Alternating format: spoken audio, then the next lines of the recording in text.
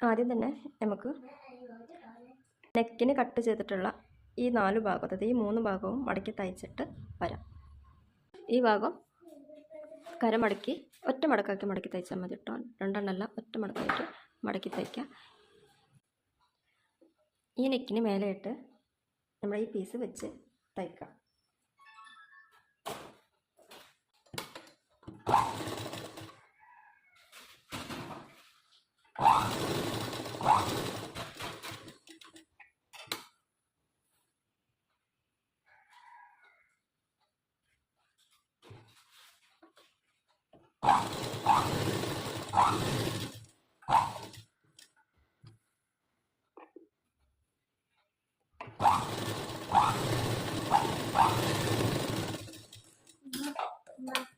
നമ്മളിപ്പോൾ ഇവിടെ വെച്ചടിച്ച പീസിന് ഉള്ളിലേക്ക് മറിച്ച് വെച്ചതിന് ശേഷം പുറത്തു കൂടെ ഒരു സ്റ്റിച്ച് ചെയ്ത് കൊടുക്കുകയാണ് വേണ്ടത്.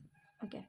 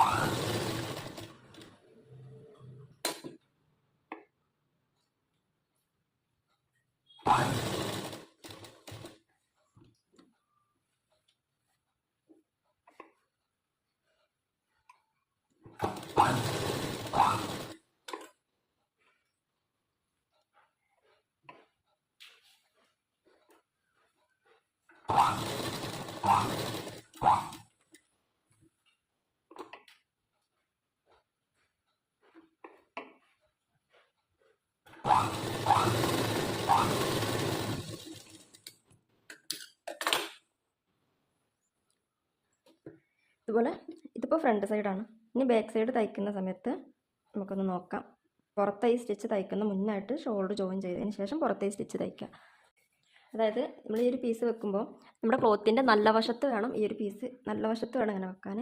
മറിക്കുമ്പോൾ ഉൾവശത്തേക്ക്, ഈ ഒരു പീസ് ഉൾവശത്തേക്ക് മറിച്ച് വെക്കുമ്പോൾ ഉൾവശത്തേക്ക് പോകണം.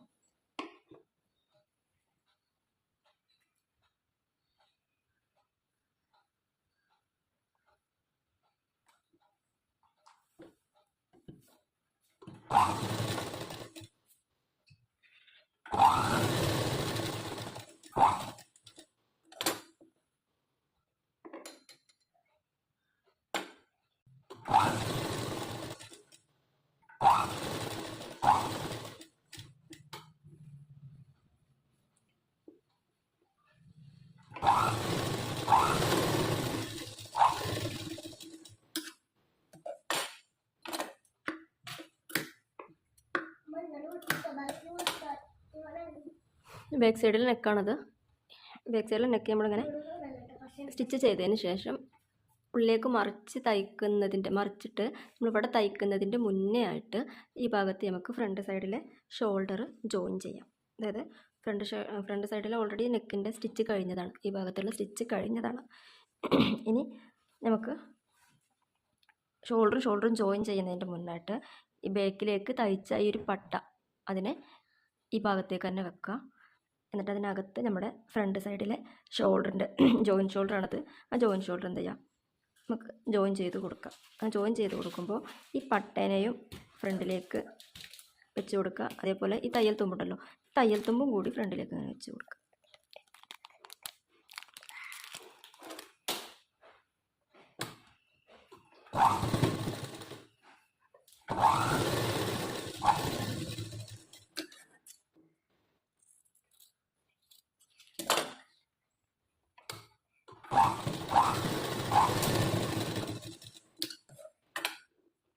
അങ്ങനെ സ്റ്റിച്ച് ചെയ്തതാണത്.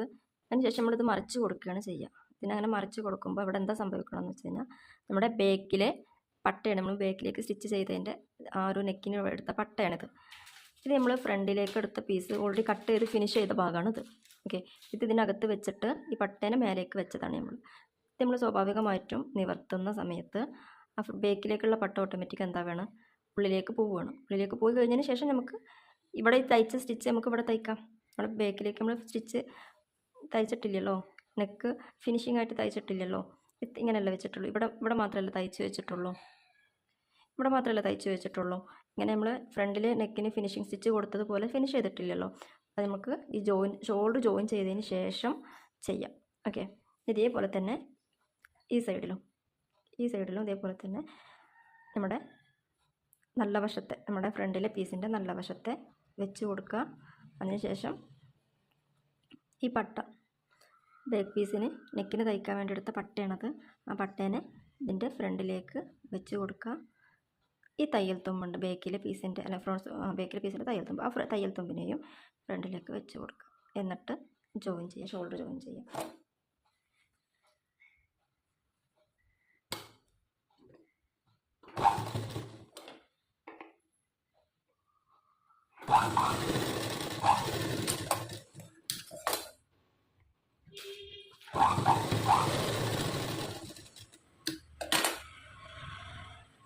നമുക്ക് നോക്കാം, നേരത്തെ ചെയ്തതുപോലെ തന്നെ ഫ്രണ്ടിലെ പീസിനെ ഉള്ളിലേക്ക് വലിക്കുമ്പോൾ ഇവിടെ ഇങ്ങനെ കിട്ടും.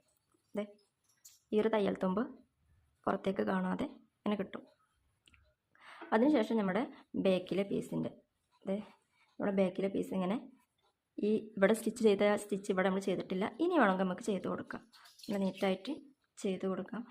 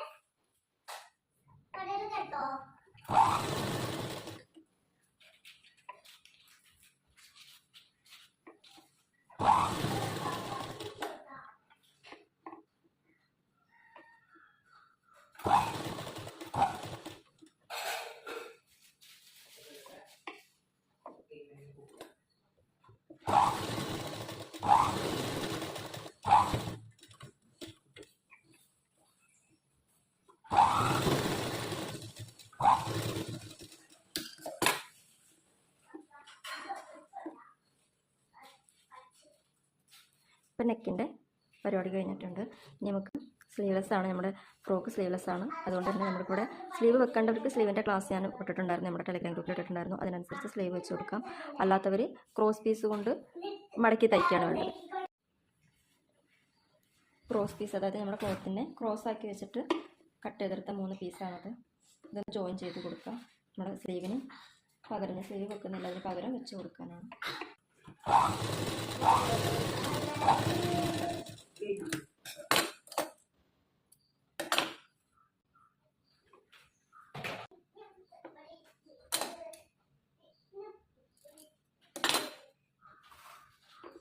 സ്ലീവിൻ്റെ ഭാഗമാണത്. അവിടെ നമ്മൾ നേരെ സ്റ്റിച്ച് ചെയ്ത് വരിക.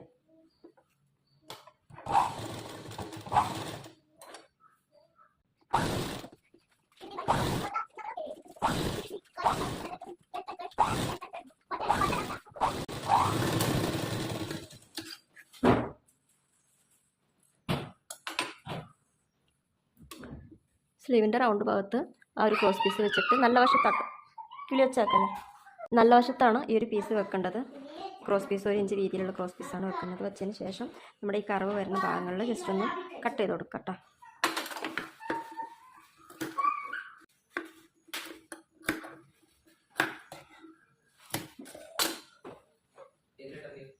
ഇനി നമുക്ക് ഇതിൻ്റെ ചുറ്റുഭാഗത്ത് ഒരു സ്റ്റിച്ച് കൊടുക്കാം വേറെ.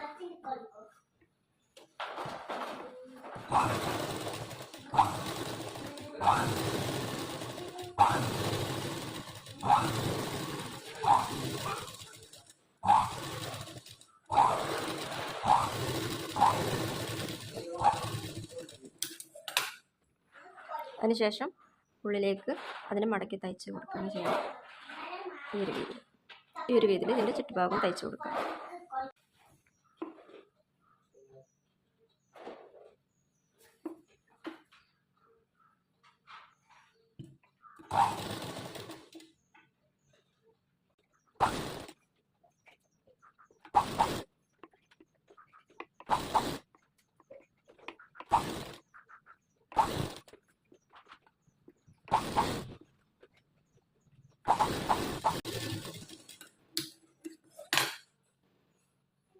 ഈ ഒരു രീതിയിൽ തയ്ച്ചെടുക്കുക. ഇത് നമുക്ക് ബേക്കിലേക്ക് എന്നല്ല, ഇത് തന്നെ നമുക്ക് ബേക്കിൽ തയ്ച്ചത് ഉൾവശത്ത് തയ്ച്ചിട്ട് പുറത്തേക്ക് ഇങ്ങോട്ട് മടക്കി തയ്ച്ചാലും കുഴപ്പമൊന്നുമില്ല. രണ്ടും വൃത്തി തന്നെയാണ് ഒരേ രീതി. ഇതുപോലെ തന്നെ അപ്പുറത്തെ സൈഡിലും സ്റ്റിച്ച് ചെയ്യാം. അങ്ങനെ 2 ഷോൾഡറും കൂടി അങ്ങനെ സ്റ്റിച്ച് ചെയ്തു ക്ലിയർ ആക്കി. ഓക്കെ, ഇനി വേണ്ടത് നമുക്ക് സൈഡ് ജോയിൻ ചെയ്യാം എന്നുള്ളതാണ്. 2 സൈഡ് ജോയിൻ ചെയ്യുന്നതിൻ്റെ മുന്നായിട്ട് നമ്മുടെ ഇവിടെ ഈ ഒരു പീസിന് ഒന്നുകിൽ ഞൊറിവ് ഇട്ട് കൊടുക്കുക, അതല്ല എങ്കിൽ ഫ്രില്ല് ഇട്ട് കൊടുക്കുക. ഞാനിപ്പോൾ ഇതിന് ഫ്രില്ലായിട്ടാണ് ഇട്ട് കൊടുക്കുന്നത്. ഞാൻ എന്താ ചെയ്യേണ്ടത് വെച്ചാൽ ഇവിടുന്ന് ഇങ്ങോട്ട് നമ്മുടെ മെഷീൻ്റെ സ്റ്റിച്ചിങ്ങിൻ്റെ ലൂസ് കൂട്ടി കൊടുക്കുക, അതായത് സ്റ്റിച്ചിങ്ങിൻ്റെ വലിപ്പം കൂടുതൽ ഇട്ട് കൊടുക്കുക. അതിനുശേഷം ഇവിടുന്ന് നീളത്തിൽ സ്റ്റിച്ച് ചെയ്യാം. ഇതുവരെ സ്റ്റിച്ച് ചെയ്യാം.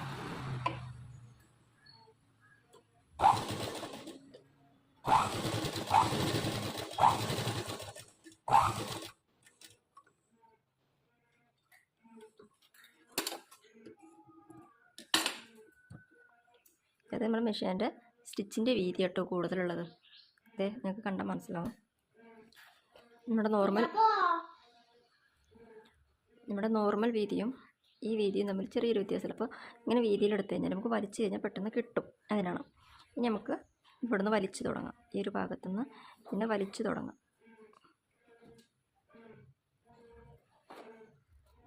ഇത് കണ്ടോ, ഇങ്ങനെ വലിച്ച് നമ്മുടെ ആവശ്യത്തിനനുസരിച്ചിട്ടുള്ള ഫ്രില്ല് കറക്റ്റ് രീതിയിൽ ചെയ്ത് കൊടുക്കാം. അപ്പോൾ നമ്മുടെ ആവശ്യത്തിനുള്ള ഫ്രില്ല് എന്ന് പറയാൻ ഇവിടെയാണ്. ഇവിടുന്ന്, അതായത് നമ്മുടെ ഇവിടുന്ന് 1 ഇഞ്ചോളം സ്റ്റിച്ചിങ്ങിൻ്റെ തയ്യൽ തുമ്പാണ്. ബാക്കി ഇവിടുന്ന് ഇങ്ങോട്ട് നമുക്ക് ഫ്രില്ല് മതി.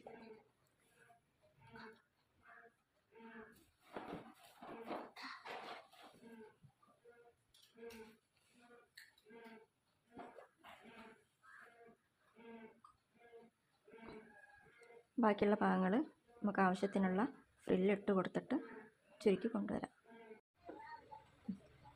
നമുക്ക് ആവശ്യത്തിനായിട്ടുള്ള ചുരുക്ക് ഇട്ട് കൊടുത്തതിന് ശേഷം നമ്മളിത് സ്റ്റിച്ച് ചെയ്യണം. സ്റ്റിച്ച് ചെയ്യുന്ന സമയത്ത് ഒരു കാര്യം ശ്രദ്ധിക്കേണ്ടത്, ഇവിടെ വരെ നമ്മൾ കട്ട് ചെയ്തിട്ടുള്ളത്, ആ കട്ടും താണ്ടി കുറച്ച് ഇങ്ങോട്ടേക്ക് കൊണ്ടുവരണം നമ്മൾ സ്റ്റിച്ചിന്. എങ്കിലേ നമ്മൾക്ക് അതും ഒറ്റടിക്ക് ക്രോസ് ആക്കാതെ ചെരിച്ച് കൊണ്ടുവരികയാണ് വേണ്ടത്. അതെങ്ങനെയാണെന്നുള്ളത് നോക്കിയിട്ട് വരാം കേട്ടോ.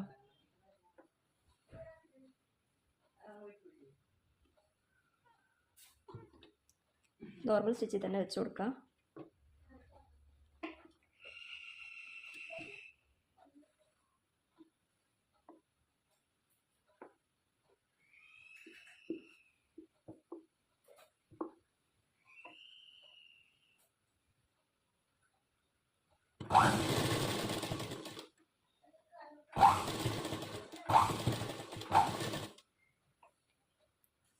നമ്മുടെ കട്ട് ചെയ്ത ആ ഒരു ഭാഗത്താണ് ഇപ്പോൾ മെഷീൻ്റെ ഫൂട്ട് നിൽക്കുന്നത്.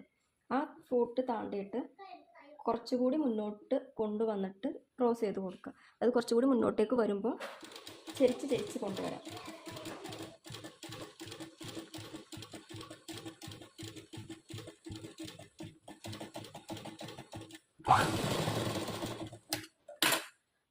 കണ്ടില്ലേ, നമ്മുടെ സ്റ്റിച്ച് ചെയ്ത നമ്മൾ കട്ട് ചെയ്ത ഭാഗമാണത്. ഈ ഭാഗത്തുനിന്ന് ഒറ്റയടിക്ക് താഴേക്ക് ഇങ്ങോട്ട് കൊണ്ടുവരാതെ കുറച്ചുകൂടി നീളത്തിൽ സ്റ്റിച്ച് ചെയ്തിട്ട് മെല്ലെ ചെരിച്ച് കൊണ്ടുവരും. ഈ സ്റ്റിച്ചിൻ്റെ ആ ചെരിവ് കണ്ടു കഴിഞ്ഞാൽ തന്നെ നിങ്ങൾക്ക് മനസ്സിലാവും എങ്ങനെയാണ് അതെന്നുള്ളത്. ആ ഒരു രീതിയിൽ കൊണ്ടുവരാം. നമ്മുടെ സ്റ്റിച്ച് ചെയ്ത് വന്നതിന് ശേഷം നമ്മുടെ കട്ടിങ് മാർക്കാണത്, കട്ട് ചെയ്ത ഭാഗമാണത്. ഈ ഭാഗത്തുനിന്ന് ഒറ്റയടിക്ക് താഴേക്ക് ഇങ്ങോട്ട് വളച്ച് കൊണ്ടുവരാതെ നീളത്തിൽ കൊണ്ടുവരാം. ഇത് ഈ ഒരു ഭാഗം കണ്ടാൽ തന്നെ നിങ്ങൾക്ക് മനസ്സിലാക്കാൻ പറ്റും. ആ സ്റ്റിച്ചിനെ നീളത്തിൽ കൊണ്ടുവരുന്നതിനനുസരിച്ചിട്ട് ആ വീതി കുറഞ്ഞ് വരുന്നുണ്ട്. അതിനനുസരിച്ച് ഒറ്റയടിക്ക് വീതി ഒരു ഭാഗത്തും അങ്ങനെ ചെയ്യാൻ പാടില്ല. ഷേപ്പിൻ്റെ ഭാഗത്താവട്ടെ ഒരു ഭാഗത്തായിട്ടവിടെ ഒറ്റയടിക്ക് വീതി കുറക്കാൻ പാടില്ല. കുറച്ച് വരുമ്പോൾ തന്നെ വീതി കുറച്ച് കൊണ്ടുവന്നിട്ട് ലാസ്റ്റ് എൻഡിലേക്ക് മുട്ടിക്കാം. അങ്ങനെ ഈ ഒരു സൈഡിലാണ് നമുക്ക് ബോ വെച്ച് കൊടുക്കേണ്ടത്. ഈ ഒരു സ്റ്റിച്ചിങ് നിങ്ങൾക്ക് ഇവിടെ ഈ ചെയ്ത സ്റ്റിച്ചിങ് ഇവിടെ പെർഫെക്റ്റ് ആണ്, കുഴപ്പമില്ല. ഈ ഒരു രീതിയിലുണ്ടെന്നുണ്ടെങ്കിൽ നമുക്ക് ബോ വെക്കേണ്ട ആവശ്യമില്ല. കാരണം സ്റ്റിച്ചിങ് ഞാനൊരു കാര്യം ചെയ്യാം. ഈ ഒരു സൈഡിൽ ഇങ്ങനെ ഒറ്റയടിക്ക് താഴേക്ക് വരുമ്പോൾ ഉള്ളൊരു ബുദ്ധിമുട്ട് എന്താണെന്നുള്ളത് ഈ ഒരു സൈഡിൽ സ്റ്റിച്ച് ചെയ്ത് കാണിച്ചു തരാം. അങ്ങനെ വരുമ്പോഴാണ് നമുക്കിവിടെ ബോ വെച്ചിട്ട് ആ ഒരു വൃത്തികേടിനെ മറക്കാൻ വേണ്ടിയിട്ടാണ് നമ്മൾ ആ ഒരു ബോ വെക്കുന്നത്. ഓക്കെ, ജസ്റ്റ് ഒന്ന് കാണിക്കാം.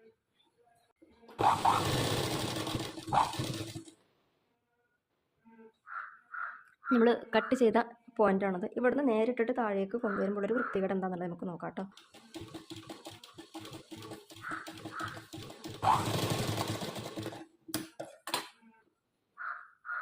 കണ്ടാൽ മനസ്സിലാവും. ഈ ഒരു ഭാഗം നമ്മൾ വീതിയിൽ സ്റ്റിച്ച് ചെയ്ത് വന്നിട്ട് നമ്മുടെ കട്ട് ചെയ്ത ഭാഗത്തുമ്പോൾ അതിനെ നേരെ താഴെ കൊണ്ടുവന്നു. മറിച്ച് ഈ ഭാഗത്ത് നമ്മൾ അങ്ങനെയല്ല ചെയ്തത്. ഈ ഭാഗത്താണ് ചെയ്തിട്ടില്ല, നേരെ താഴേക്ക് കൊണ്ടുപോയി തന്നെ വീതി കുറച്ച് മെല്ലേക്ക് കൊണ്ട് സ്ലോപ്പാക്കി കൊണ്ടുവന്നു. ഈ ഭാഗത്താവട്ടെ ആ ഒരു സ്റ്റിച്ചിൻ്റെ ഒരു മടക്കോ വൃത്തികേടോ അറിയുന്നില്ല. മറിച്ച് ഈ ഭാഗത്ത് അത് ശരിക്ക് എടുത്തറിയുന്നുണ്ട്. അങ്ങനെയുള്ള സ്റ്റിച്ച് എവിടെയെന്നുള്ളത് മനസ്സിലാവാത്ത വിധം ഉള്ളിലേക്ക് പോയിട്ടുണ്ട്. അതിട്ട് കഴിയുമ്പോഴും ആ ഒരു രീതിയിലായിരിക്കും ഷേപ്പ് നിൽക്കുക, ഭയങ്കര വൃത്തികേടായിട്ട് തോന്നും. അതുകൊണ്ടാണ് നമ്മൾ സ്റ്റിച്ച് ചെയ്യുമ്പോൾ ഒറ്റയടിക്ക് താഴേക്ക് കൊണ്ടുവരാതെ താഴേക്ക് കൊണ്ടുവരുമ്പോൾ തന്നെ സ്ലോപ്പാക്കി കൊണ്ടുവന്നിട്ട് ഫിനിഷ് ചെയ്യണം.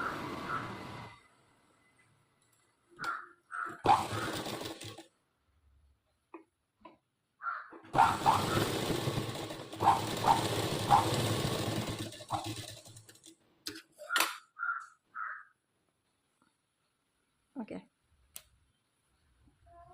കൊണ്ടുവരാം. ഇനി ബാക്ക് സൈഡിലേക്കും ഇതുപോലെ തന്നെ ചെയ്ത് കൊടുക്കാം. ഇനി ഇതിൽ തന്നെ നമ്മൾ പ്ലീറ്റ് പ്ലീറ്റ് ഇടാൻ പറ്റില്ല, ഒരു ഭാഗത്ത് ഫ്രില്ല് ഒരു ഭാഗത്ത് പ്ലീറ്റ് ആയിട്ട് ഇടാൻ പറ്റില്ല. ഇതിലൊന്നേ ചെയ്യാൻ പറ്റുള്ളൂ. അതുതന്നെ നിങ്ങൾക്ക് പ്ലീറ്റാണ് വേണ്ടത് എങ്കിൽ ഇതെങ്ങനെയാണ് ചെയ്യേണ്ടത് എന്നുള്ളത് കൂടി കാണിക്കാം കേട്ടോ.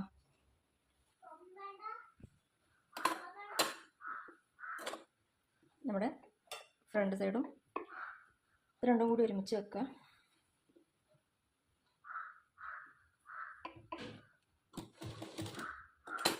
ഇവിടെ നിന്ന് ഇങ്ങോട്ടേക്ക് 1 ഇഞ്ച് നമുക്ക് ഗ്യാപ്പ് ഉണ്ടാവും. ആ ഗ്യാപ്പ് തയ്യൽ തുമ്പാണ്. അത് ഒഴികെയുള്ള ഭാഗം നമ്മൾ പ്ലീറ്റ് ഇട്ട് വരാം. ഒന്നെങ്കിൽ നിങ്ങൾക്ക് ഈ സൈഡിലേക്ക് ആക്കാം, അല്ലെങ്കിൽ ഈ സൈഡിലേക്ക്. ഏത് ഭാഗത്ത് വേണമെങ്കിലും നമുക്ക് നമ്മുടെ ഐഡിയ പോലെ പ്ലീറ്റ് തിരിച്ചു കൊടുക്കാം. അതിനുശേഷം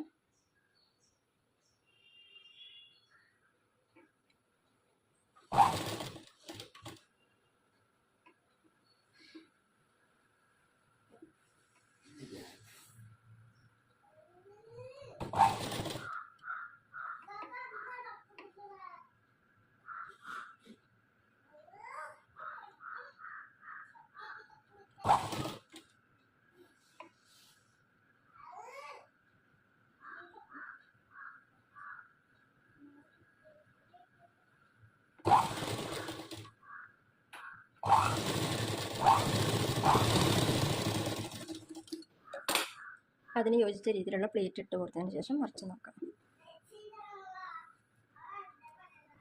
നിങ്ങൾക്ക് ഇങ്ങനെ പ്ലേറ്റ് മതിയെങ്കിൽ പ്ലേറ്റ് ഇട്ട് കൊടുക്കുക. ഇപ്പോൾ നിങ്ങൾക്ക് ഫ്രില്ലാണ് വേണ്ടതെന്നുണ്ടെങ്കിൽ ഫ്രില്ലായിട്ട് ഇട്ട് കൊടുക്കുക. അതല്ല പ്ലീറ്റാണ് വേണ്ടതെന്നുണ്ടെങ്കിൽ പ്ലീറ്റായിട്ട് ഇട്ട് കൊടുക്കുക. ഇവിടെ ഫ്രില്ലാണോ പ്ലീറ്റാണോ ഭംഗി എന്നുള്ളത് കമൻറ്റ് ചെയ്യണേ.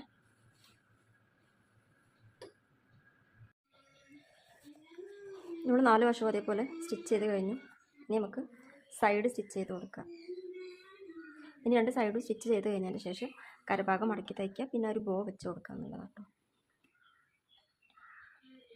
സൈഡ് സ്റ്റിച്ച് ചെയ്തെടുക്കുമ്പോൾ ചെറിയൊരു കാര്യം ശ്രദ്ധിച്ചു കഴിഞ്ഞാൽ ഈ ഒരു തയ്യൽത്ത് പെട്ടെന്ന് നൂല് വലിഞ്ഞ് വരുന്നൊരു ക്ലോത്താണ്. അപ്പോൾ അതുകൊണ്ട് തന്നെയാണ് ഞാനിവിടെ ഷോൾഡർ ജോയിൻ ചെയ്യുന്ന സമയത്ത്, ഷോൾഡർ കട്ട് ചെയ്യുന്ന സമയത്ത് തയ്യൽത്തുമ്പം ഒരു 4 ഇഞ്ച് കൂടുതൽ എടുത്തിട്ടുണ്ടായിരുന്നത്. ഓക്കെ, അപ്പോൾ ഇനി ഈ സൈഡ് സ്റ്റിച്ച് ചെയ്യുന്നതിൻ്റെ മുന്നായിട്ട് ഈ ഒരു തയ്യൽത്തുമ്പ് അകത്ത് പോകാൻ വേണ്ടിയിട്ട് നമുക്ക് ചെറിയൊരു ട്രിക്ക് ഉപയോഗിക്കാം. നമ്മുടെ കയ്യിൽ നോർമൽ മെഷീനാണ്, ഓവർലോക്കിൻ്റെ മെഷീൻ ഇല്ല എങ്കിൽ ഇങ്ങനെ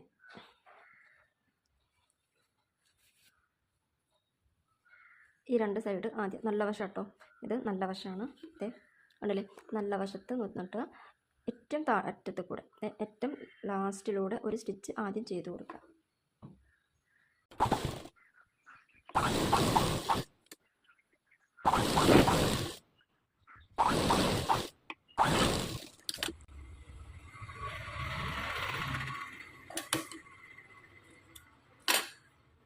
രണ്ട് സൈഡിലും അങ്ങനെ തന്നെ ചെയ്യാം കേട്ടോ. അളവില്ലാണ്ട് ലാസ്റ്റ് ഭാഗം നമ്മൾ തയ്യൽ തുമ്പ് 1 ഇഞ്ച് കൂടുതലെടുത്ത ഭാഗം ഉണ്ടല്ലോ, അവിടെ ലാസ്റ്റ് ഭാഗം വെച്ചിട്ട് ഇച്ചിരി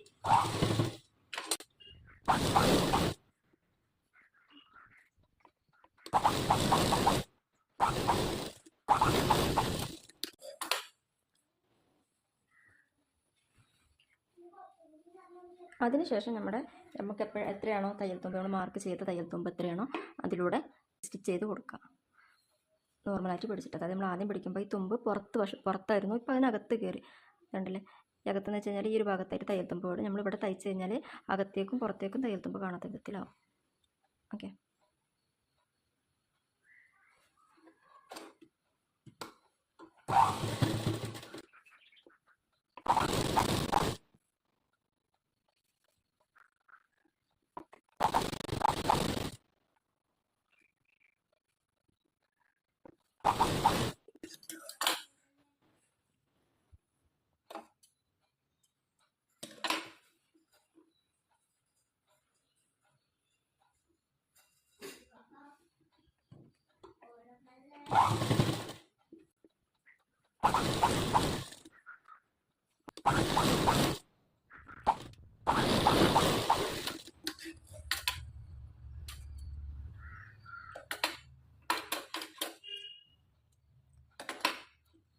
ഈ ഒരു ഭാഗത്ത് നൂല് നല്ലോണം പിന്നെ വരും കാരണം ഈ ക്ലോത്ത് അങ്ങനത്തതാണ്.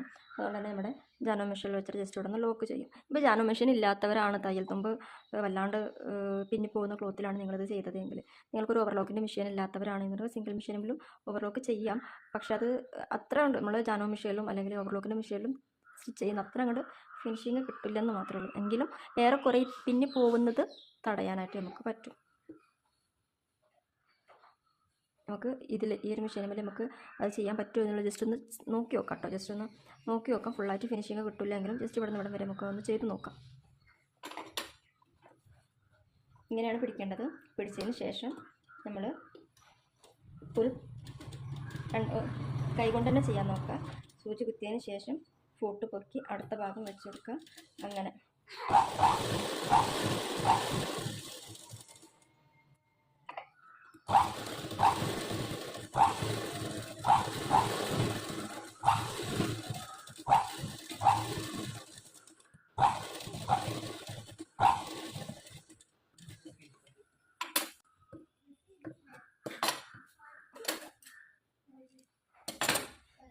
ഇത് നമ്മളെ ഓവർലോക്കിൻ്റെ മെഷീനിൽ വെച്ചിട്ട് ചെയ്യുന്ന അത്ര ഫിനിഷിങ് കിട്ടില്ല എങ്കിലും ഏറെക്കുറെ നമ്മൾ തുന്നൽ നമ്മുടെ ഈ ഒരു നൂല് പിന്നി പോകുന്നത് തടയാൻ ഇങ്ങനെ പറ്റും. ഓക്കെ, എന്തായാലും ഈ 4 സൈഡ് ബാക്കിയുള്ള സൈഡ് ഞാൻ നമ്മുടെ ജാനോ മെഷീനിൽ തന്നെ വെച്ചിട്ട് ജസ്റ്റ് ഒന്ന് ഓവർലോക്ക് ചെയ്യും.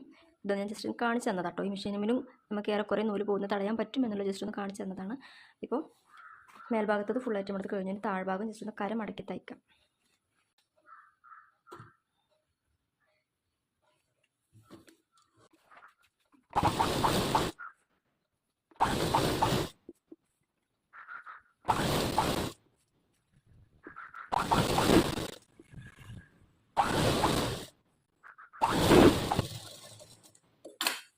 ഓക്കെ, നമ്മളിതിൻ്റെ ഫുൾ സ്റ്റിച്ചിങ് കഴിഞ്ഞിട്ട് ഇനി ഓവർലോക്കും കൂടി ചെയ്ത് കഴിഞ്ഞാൽ മോൾക്ക് ഇതൊന്ന് ഇട്ട് നോക്കാം.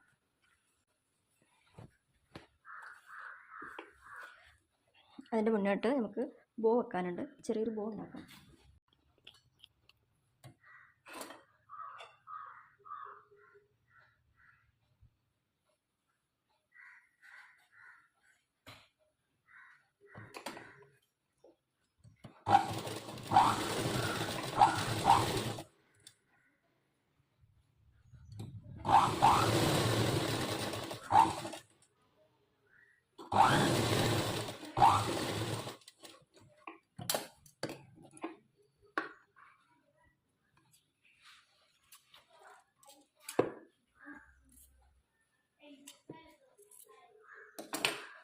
ഇവിടെ ചെറിയൊരു ഹോളുണ്ട്. ആ ഹോളിനകത്ത് കൂടെ നമ്മൾ ഈ ഒരു സ്ക്വയർ സ്റ്റിച്ച് ചെയ്തത് പുറം മറിച്ച് കൊടുക്കാം. ഈ ഒരു വീതിയിൽ 4 ഭാഗം തയ്ച്ചതിന് ശേഷം ഇവിടെ ചെറിയൊരു ഗ്യാപ്പ് ഉണ്ട്, അതുകൂടെ ഫില്ല് ചെയ്തൊക്കെ ലാസ്റ്റ് ഫില്ല് ചെയ്ത് കൊടുക്കാം. സെൻറ്ററിൽ നിന്ന് ഇങ്ങനെ പിടിച്ചതിന് ശേഷം ഒരു മടക്ക് ഇങ്ങോട്ടും ഇതിൻ്റെ മേലേക്ക് ഇങ്ങോട്ടും വെക്കാം. പിന്നെ ഈ രീതിയിൽ പിടിച്ചാൽ മതി. മനസ്സിലായോ? ഇതിൻ്റെ മേലേക്കൊരു റിങ് വേറെ തയ്ച്ചത് ചെറുതോ വീതിയോ പട്ട കൂടി വീതിയുള്ളതോ പട്ട വീതി കുറഞ്ഞതോ നമുക്ക് ചെയ്ത് കൊടുക്കാം.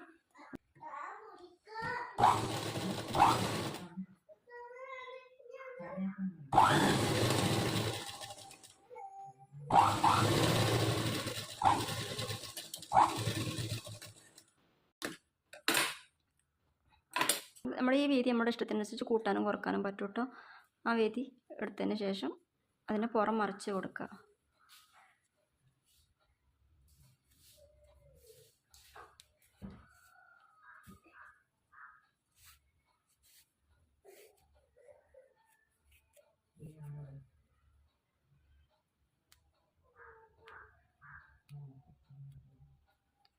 ഇങ്ങനെ പുറം മറിച്ച് കൊടുത്തതിന് ശേഷം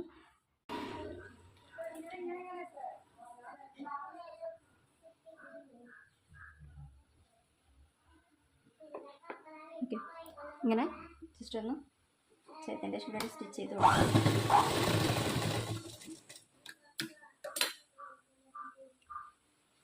അതിൽ നമ്മുടെ ഈ ഒരു പട്ട ചുറ്റിച്ച് കൊടുക്കുകയാണ് ചെയ്യുന്നത്. സിമ്പിളായിട്ട് ചെയ്യാവുന്നതേ ഉള്ളൂ.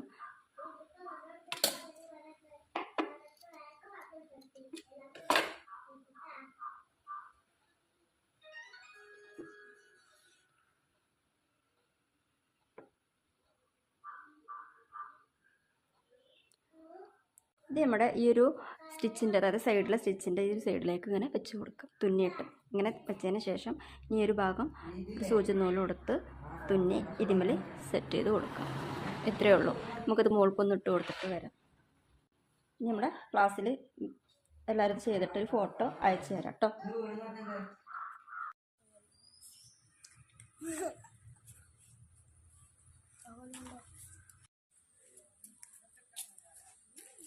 ശരിക്കൊക്കെ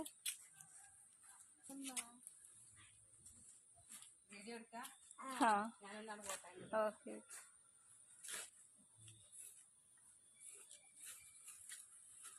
ബാക്ക് വശം നോക്കട്ടെ. ബാക്ക് തിരിഞ്ഞ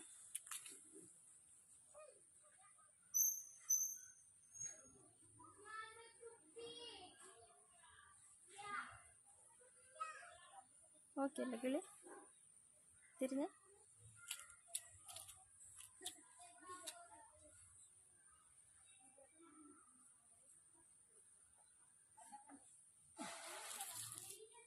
നടന്ന് ഓടിക്കാം.